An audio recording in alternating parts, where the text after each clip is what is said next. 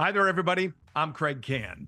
Right now, on this all new edition of Tracks to Success, we're talking with a man who tells us to give until it hurts. He's an accomplished speaker who's put his words of wisdom into multiple best selling books. He'll tell us about the importance of referrals, the power of influence, and why you need to become a go giver to reach your greatest success. His name is Bob Burg. A man with a message who might just change the way you do business and life as well. His inspiring story of success starts now. Welcome to Tracks to Success. This is the podcast that brings you inspiring people and their inspiring stories, how they found their way to the top, and how their path can help you do the same. Here's your host, network broadcaster, C-suite executive, best-selling author, speaker, and entrepreneur, Kraig Kann.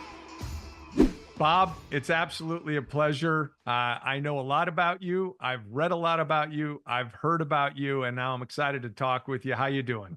I'm doing great, Greg. Thanks so much for having me with you. Oh, it's a pleasure. Let's start with actually how we kind of got connected. Dwayne Cummings is somebody that I know, and I know somebody that you know, and he actually got us connected, said, you need to have Bob on your podcast. Thoughts? Dwayne, he's really, not only is he one of my favorite people, I consider him to be one of my what I call real life action heroes. So he's just a fantastic human being, and I just feel honored to be able to call him a friend. Well, he is somebody that kind of fits into what you have done in your career. He was great on this podcast show. You wrote the book Endless Referrals, and in a way, that's kind of what he did for you and I. So I want to talk about that, referrals. How important is that in business? Because clearly it connected us. Yeah, I mean, I think most people intuitively know referrals are a good thing, right? But what Mhm. what really what are the benefits? And I believe there are four major benefits. There are many, many others, but four major ones to working with Yeah. referral-based prospects. One is it's simply easier to set the appointment, right? So in a Mm. world in which you've got to do a lot of calling and sending and so forth and so on in order to get that appointment, that referral gets you in the door a lot Mhm. faster, a lot easier. This is the result of borrowed influence.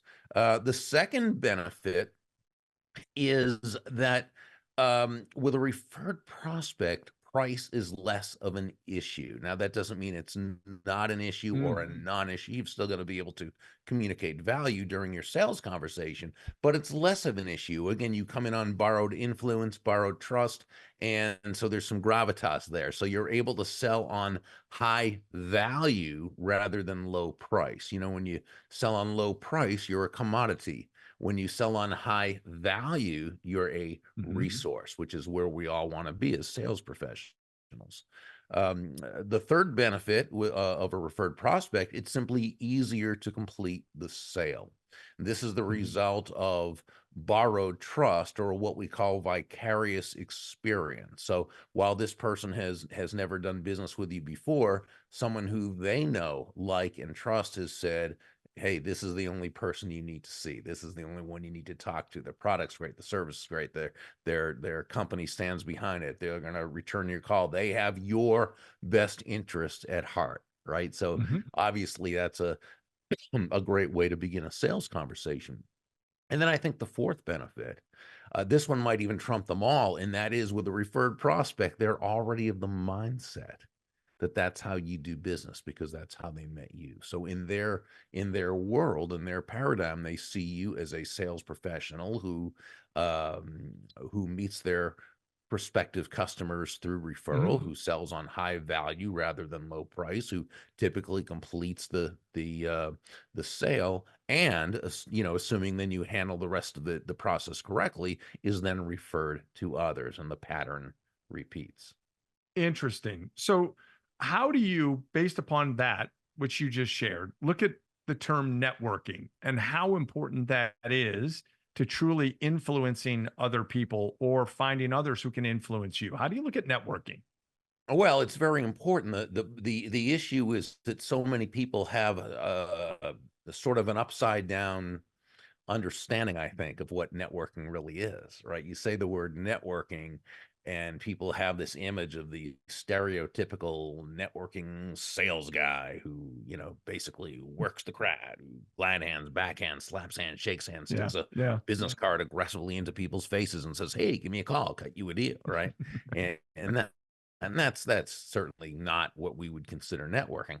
I define networking as simply the cultivating of mutually beneficial give and take, or give and receive win-win relationships. Mhm. Again, networking is the cultivating of mutually beneficial give and take, or give and receive win-win relationships. Sure. And as you can tell, the emphasis is on the give Yeah. part. It means your job when you meet that person is to give and communicate value and make it about the other person, not about yourself. And that's how a good relationship begins. That's a great point. That's something I'm going to talk about at the end after you and I are done. We're going to talk about putting the audience first, putting the value that you give ahead of, hey, here's what I'm offering. Here's what I'm offering. Um, in my workshops, I talk a lot about influence, and that's a big word for you as well. I know that in everything that I've read and learned about you. But influence is really two things. It's a verb, right? To influence somebody, but it can also be used as a noun. You are an influence, and we would all love to have that attached to us, I believe. Why do some people in your mind and your experience maybe shy away from being that person who wants to dedicate kind of their career to influencing others or leaving a mark? Because some do. Well, I think if that's the case, a lot of it has to do because with the fact that they now understand the word influence or influencer to be somebody online on Instagram Mm, who's, got their billion followers, and they will sell a product, sponsor a product, or advertise a product, whatever. sure. That, by the way, that is a form of influence when you think Yeah. about it, but that's not what we're really talking about when we talk about in business being an influencer or having influence, or whether we're talking noun or verb. Basically, on a and this is just on a very basic level, influence can be defined as the ability to move a person or persons to a desired action, usually within the context of a specific goal. That, again, by Mhm. definition, is influence. Now, that's its definition, but it's not its substance. It's not, whoops, excuse me, it's not its ex it, it's not its essence. The Mhm. essence, the essence of influence is pull. Pull Mm, as opposed to push, as in the old saying, how far can you push a rope? mhm. And the answer is not very, at least not very fast, right? Or very Yeah. effectively, which is why great influencers, Craig, don't push. Okay. You never hear people say, wow, that Tom or that Nancy, she is so influential. She has a lot of push with people. No, she's Mm. influential. She has a lot of pull with people. That's what influence is. Now, we need to ask the question, how does that pull manifest itself, right? And I think Mhm. it really comes down to focus. It's where that person, that influencer, places their focus. And that focus is always outward. See, we need to be internally motivated, but outwardly focused.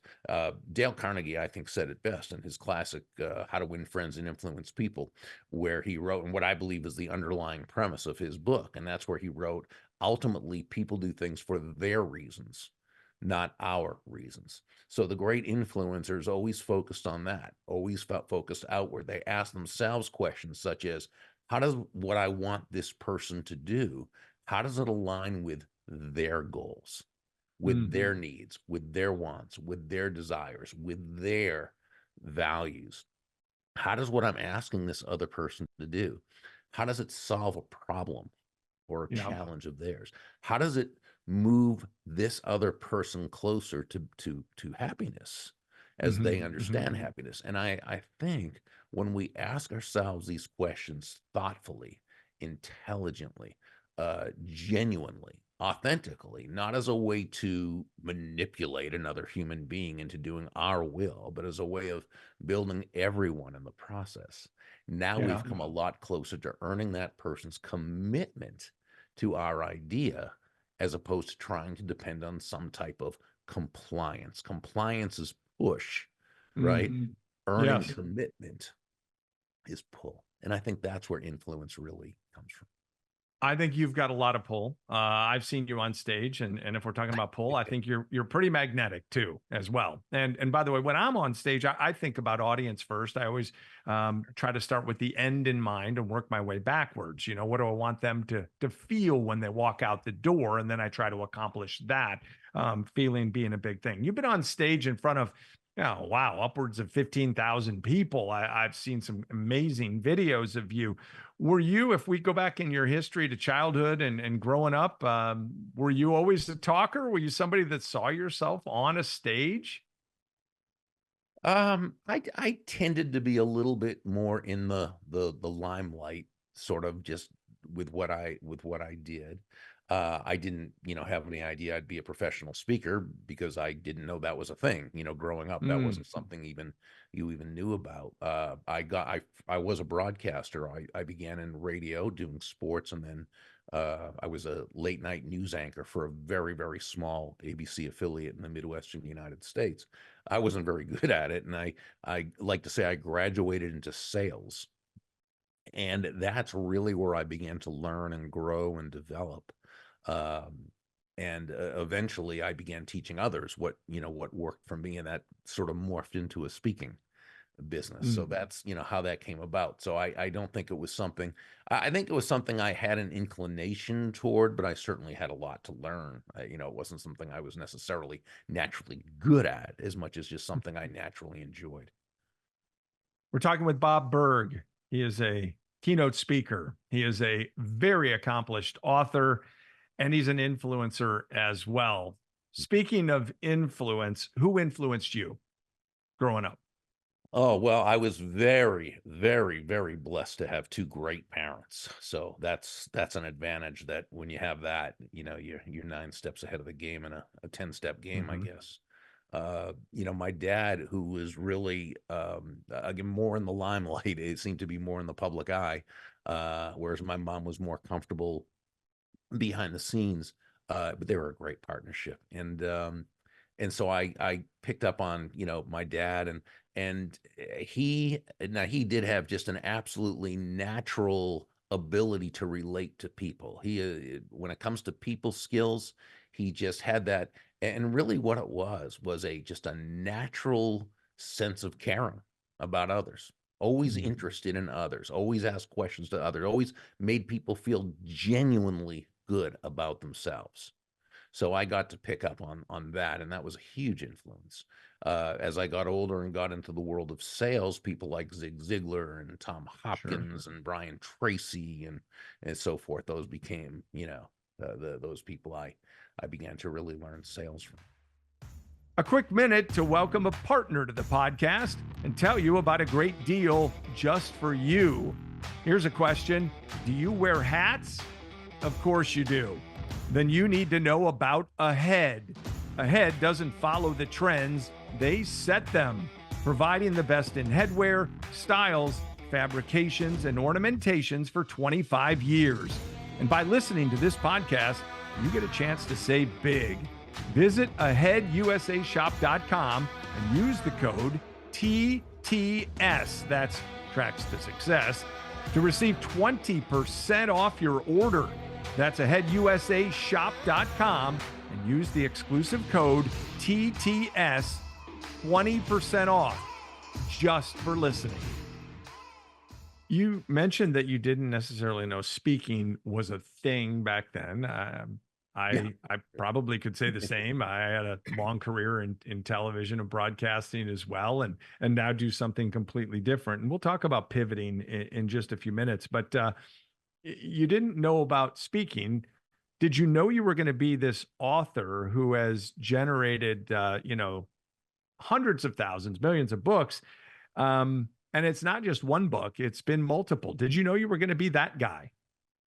Uh, never would have thought I'd have written books. I barely graduated high school, had really no respect for, formal education. I regret it now, Hmm. of course, but that's just how it was. I got into a small state college on academic probation. And if such a thing exists, I graduated on academic probation. I just had no respect. It was only when I got into sales and the personal development aspect of sales and started reading all these books and listening to, back then it was cassette tapes. That's how old I am. And went going to seminars and understanding how much I did not know and Hmm. how much there was to learn. That's when that, and my first book, which was Endless Referrals, that was back in the mid 90s. I had no desire to write a book. I was at a National Speakers Association convention talking to a couple of the more veteran speakers. Um, and they said, when they were asking me about where I was in my career and what I was doing, they said, you really should write a book. It's time that you do that. I said, well, I really don't want to. I've got my cassette tapes that I sell and blah, blah, blah. And they said, well, it's gonna help position you as a speaker. You're gonna be able to be more bookable. You're going to get higher fees. You're going to be able to, and they gave me a list of reasons why it was so important to have a book. And, I'm a good student. Now, I became a good student. I wasn't when I was in school, but I became a good student. Right. And that's when I wrote Endless Referrals. You mentioned Carnegie. The Carnegie Institute has this statistic, this survey, which basically suggests that 85% of the money that we make or earn in our career is based on the skill of human engineering, which is really the ability to communicate, influence, speak, connect, etc. And only Yeah. 15% comes from what we went to school for, our actual trade, what we've learned. I mean, you're the perfect example of that. Obviously, you know how to connect with people, you know how to influence people, you know how to communicate with people, and you know how to give to people. And I'm going to get to the go giver in just a second, but can you give me your take on what I just shared from a percentage standpoint? Yeah, so I totally agree with the Carnegie Institute regarding that figure. I don't think in any way that they're saying that 15%, the technical skills aren't Mhm. important. They are, of course, technical skills, the knowledge, the uh, doing your job, just doing the job well, that you're Mhm. supposed to do. That's all very, very, very important. It's just that today, and probably even back in Dale Carnegie's day, although I think even more so now, that just got you in the door. That got you in the game. That allowed you to play, right? Mhm. And you could get to a certain level of success, by the way, with competency and with Mhm. knowledge, with technical skills. You absolutely could get to a legitimate level of success. But to get to that next level, right? To be able to really lead, to be able to have that kind of what we call stratospheric success, you've got to be able to work effectively with people. Yeah. People skills are and it doesn't matter. You can be in the most, and they've shown this, they've proven this, that you can be dealing with the most commoditized type of product, and it's still that person with the people skills. All things being equal, it's the person with Yeah. the people skills who can Yeah. work effectively with others, right? And lead others and has that sense of empathy and that teamwork, and that those are the people who go to those Yeah, higher I levels. have shared many times with people that in interviewing folks for jobs, which I've done, sat on the side to interview people. The resume is one thing. That's a piece of paper. We can all write down great things about ourselves and come up with reasons that we might be successful or add value. But the key to that piece of paper is being able to bring it to life through Uh, communication, through messaging, through being able to provide value. That's what I think. it's a great way to put it. Sure is. Yeah. Yeah. You're best known probably for the Go Givers series. You got a lot of books behind you. This is not just one book, by the way. This has turned into a whole lot. When you started it, was it a series or was it just a book? And then all of a sudden somebody said, okay, you need to do another one on this and another one on this. And I want to talk about the ability to give and why it's so important.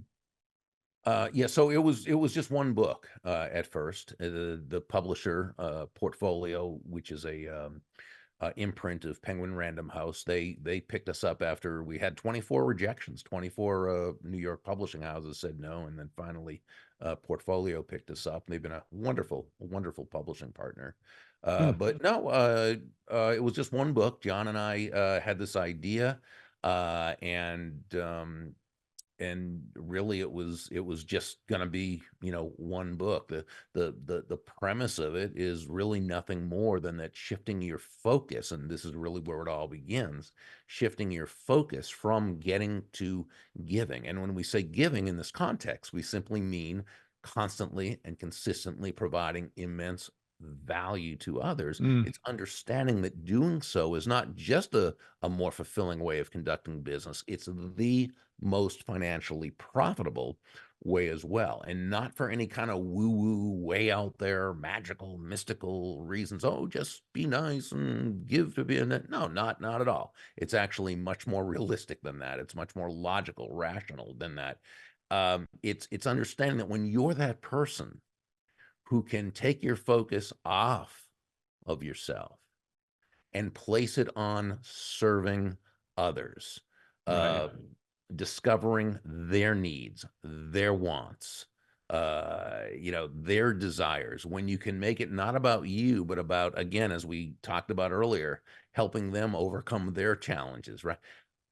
When you do that, people feel good about you. They feel great about you. People want to get to know you. They like you. They trust you. They want to be in relationship with you. They want to do business with you when they need what you sell. But what they really want to do is they want to tell the world about you. They want to be your personal walking ambassador.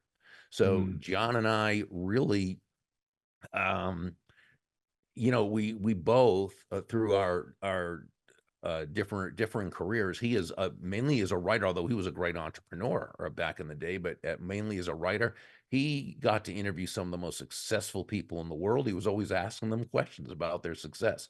As a speaker, I've gotten to be on stage with some of the most successful people, and I've asked them about theirs, and we've both read and we both studied, and we really came up with, what we said. What are the 5 things that all successful people, for as long as they've been market economies, what are those 5 things that all successful people have done, whether they knew it or not? Right.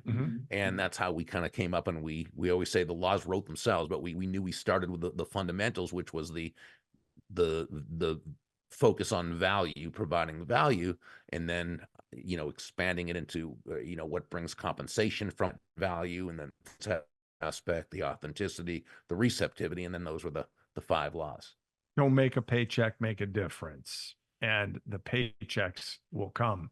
I talk a lot about the difference between being known versus being knowable. And being known is just, how many followers do you have? And being an influencer, like you talked about before, influencer status and so forth, versus providing influence and being known for something, being knowable because of something. Love that. You've been an entrepreneur. You've been successful. Biggest thing about being out on your own? What's the thing you've learned about being out on your own? What has it taught you that it could teach other people who might be listening or watching here? Well, I think that while we're always answerable to someone, to a customer, ultimately the customer or client, right? We still have that autonomy regarding how we're going to go about it. And I think that's something that an entrepreneur craves. Most entrepreneurs I know, that's the biggest thing of all. And not everyone's cut out, nor should they be an entrepreneur. And there's no reason everyone has to. But for an entrepreneur, we're willing to put the work in, so long as it's the work we choose to do when we choose to do it, right? But we're still always answerable to a customer or client. Ultimately, we have to please them, or we're not in business. In addition to hosting this podcast, Kraig leads the Kann Advisory Group, focused on elevating communication for companies and individuals. Company consulting, team and individual workshops, mind-altering virtual programs.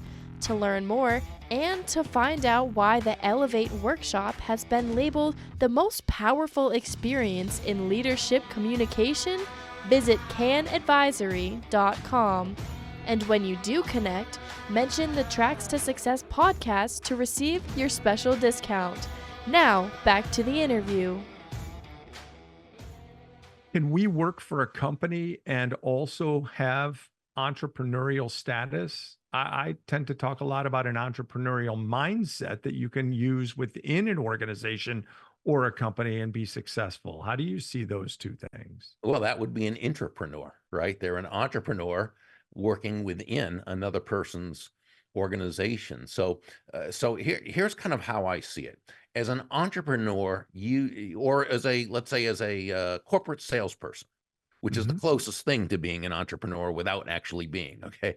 But I always, when I used to speak at sales conferences, I'd often begin by saying, nobody's going to buy from you because you have a quota to meet. Okay, they're not going to buy from you because you need the money or because you want the sale to happen. And they're not even going to buy from you just because you're a really nice person. Ultimately, they're going to buy from you because they believe that they will be better off by doing so than by not doing so, which is the only reason we could ever expect anyone to buy from, you, me, or Mhm. anyone else, right? Okay. An entrepreneur knows that. A salesperson knows that. Uh, the same thing when you work for someone else, okay? That employer is not going to hire you and pay you an ongoing salary because you have a mortgage payment to meet, or because you've got to get the kids clothes for school, or because you need whatever. All right, they're gonna hire you and they're gonna continue to pay you because they believe the value they provide is worth more to them than the money and other benefits and so forth that they're paying. So, Yeah. an entrepreneur still has clients, customers. It's just isn't necessarily the end user. It might be, it's ultimately your boss or your supervisor or the people you lead, or it might be that person in the next silo, you know, who, because of your great people skills, you're able to work with them in a symbiotic way when nobody else can, and you're able to bring that kind of value, right? So whether you're Mhm. an entrepreneur or intrapreneur, it's still very important to have that, as you say, I like how you say it, that entrepreneurial spirit. Looking for a guest speaker for your next event or annual conference? Kraig's message is inspiring and empowering. Visit kraigcanspeak.com to learn more about his topics and find out about his green shoe experience. It's a day your people will talk about long after he's gone. So visit kraigcanspeak.com and mention the Tracks to Success podcast to receive your special discount. Now, back to the show.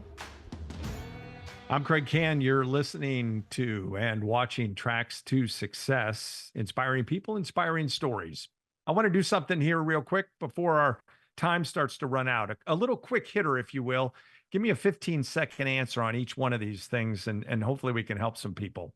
First thing you need to do to get a sale. You need to be focused on the other person and their needs, wants, and desires. And to do that, you need to not assume you know what they need, want, or desire. You need to ask questions and listen. First thing you need to do when they resist. Oh, is to lean into it. Don't try to overcome objections. You can't do it. Okay. What you can do that's even better is to work effectively within the objection by partnering with your prospective customer and digging deep and understand, so that both of you understand the actual objection and then work together toward advancing the sale. First thing you need to do when they say yes and they buy from you. Oh, I think at that point is help them understand the logic of the decision, because it's very important, because at that point, when they say yes, they're generally on an emotional high. And so it's very, very important to be able, for them to be able to really understand the logic of their decision. The most important thing that you need to do when they become your client or customer. Oh, just continue to love them. Absolutely. my colleague Kim Angeli is just so wonderful when it comes to that. She has such gratitude and communicates it to those who are her clients. And she always says, it's not your client's job to remember you; it's your job to be unforgettable. Mm, I love that. I tell people and coach executives on how to own the stage, if you will. And one thing that I say when I'm on it is I've got two jobs. Two jobs. Number one is I need to make people remember what they're supposed to remember. In other words, why they brought me in, what's my message? The second thing I'm supposed to do, or I need to do to be successful, is to make them remember that I, Kraig Kann, was the one who delivered that message. So when they walk out the door, I get referral conversation and people say, were you there? And I try to deliver an experience, not give a talk. What's your favorite thing about being on the stage? What drives you, Bob? You've been doing this for a long time. I think it's feeling that your message makes a positive difference to someone. I mean, I Hmm. think in a sense it really comes down to that. As human beings, it's in our nature to want to feel as though we're part of something bigger than ourselves, to know that we made a difference, that we added value to life itself. Mhm.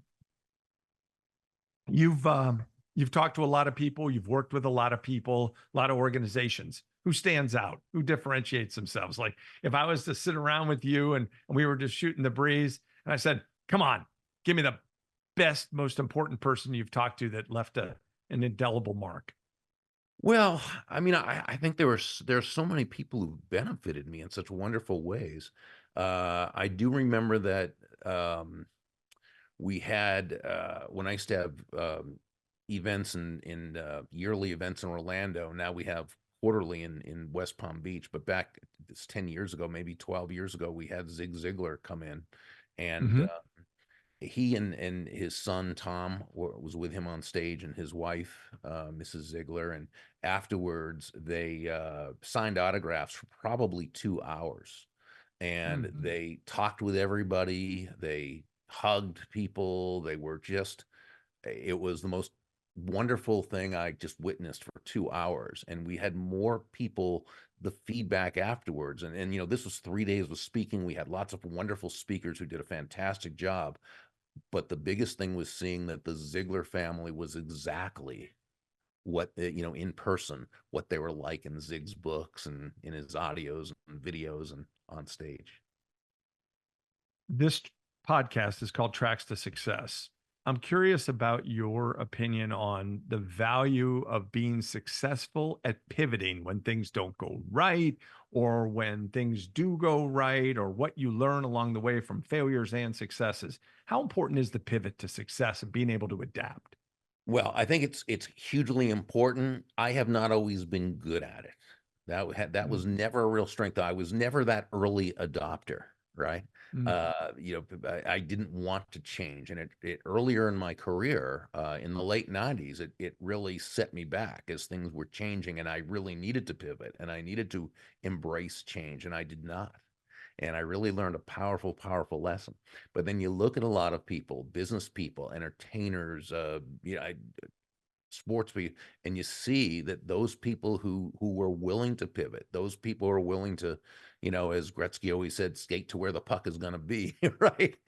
Right, right. Those are the people who really were sustainably successful.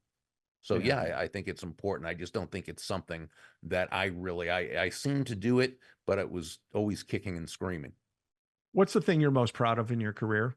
Your biggest success in your mind, if you could point to something? Tough one to answer. I mean, I don't think there's any one thing. I think it's that, I've been very fortunate to add value to people's lives through my work. But I can't really pinpoint anything. Are there things you still want to accomplish? Or how tough is it actually to continue to be motivated? Like I still have so much energy and a lot of things I want to accomplish. I'm guessing you probably do too. Yeah, I mean, I'm 66 and I'm no longer on the road speaking. So while I Okay. do virtual keynotes and so forth, or I'll drive to an event in Orlando or Miami, and of course we have our quarterly events, Saleswise Live, Sales Mastery in West Palm Beach every 3 months.